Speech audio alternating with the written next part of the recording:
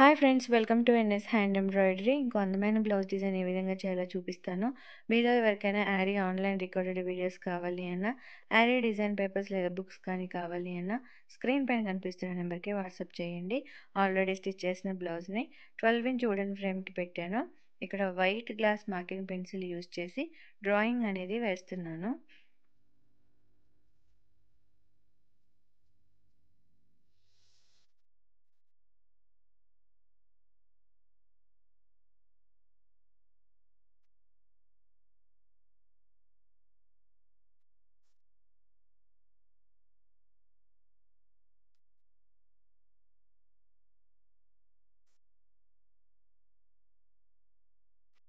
ఇలా నెక్ మొత్తం డ్రా చేసేసుకున్న తర్వాత normal needle number 1 anchor thread single line తీసుకున్నాను.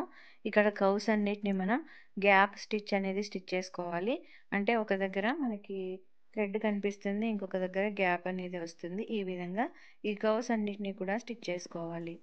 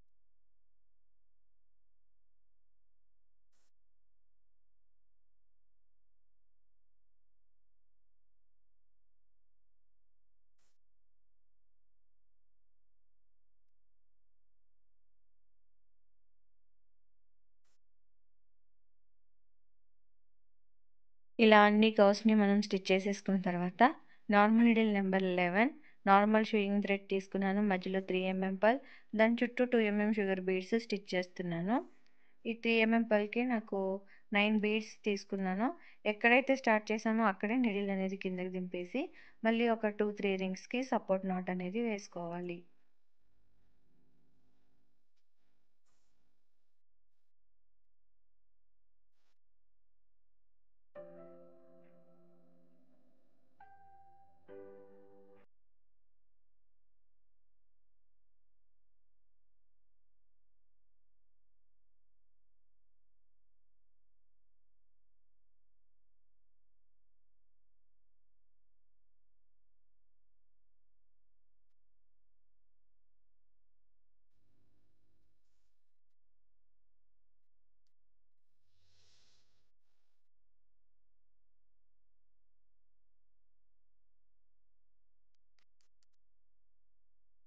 ఇలా మొత్తం స్టిచ్ చేసేసుకున్న తర్వాత normal needle number 1 anchor thread తీసుకున్నాను.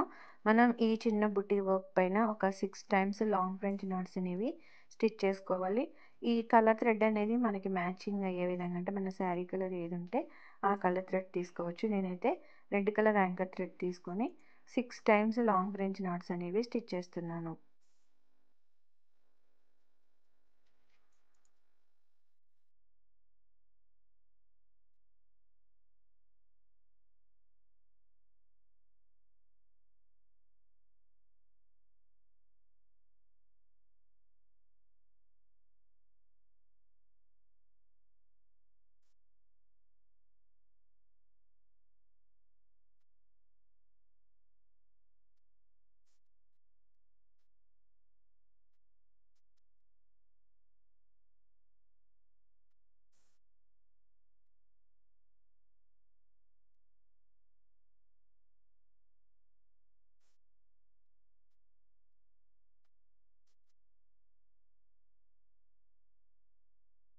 ఇలా అన్ని బుటీ వర్క్స్ మీద మనం లాంగ్ ఫ్రెంచ్ నాట్స్‌తో స్టిచ్ చేసుకున్న తర్వాత, ఈ ఫ్రెంచ్ నాట్‌కి మధ్య గ్యాప్‌లో ఒక జర్దోజీ బులియన్ రింగ్, ఒక 4 చమ్కీని స్టిచ్ చేసుకోవాలి.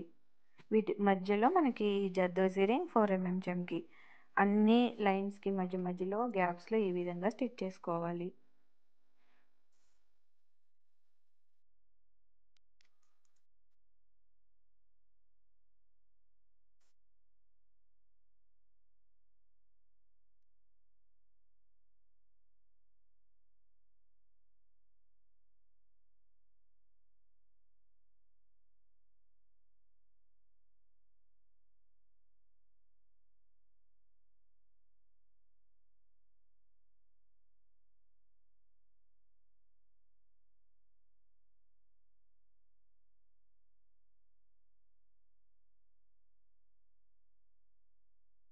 సేమ్ ప్యాటర్న్‌ని ఫాలో అయిపోతూ మనం అన్ని ఫ్లవర్స్‌కి ఇదే విధంగా స్టిచ్ చేసుకుంటే ఫైనల్ బ్లౌజ్ లుక్ అనేది ఈ విధంగా ఉంటుంది.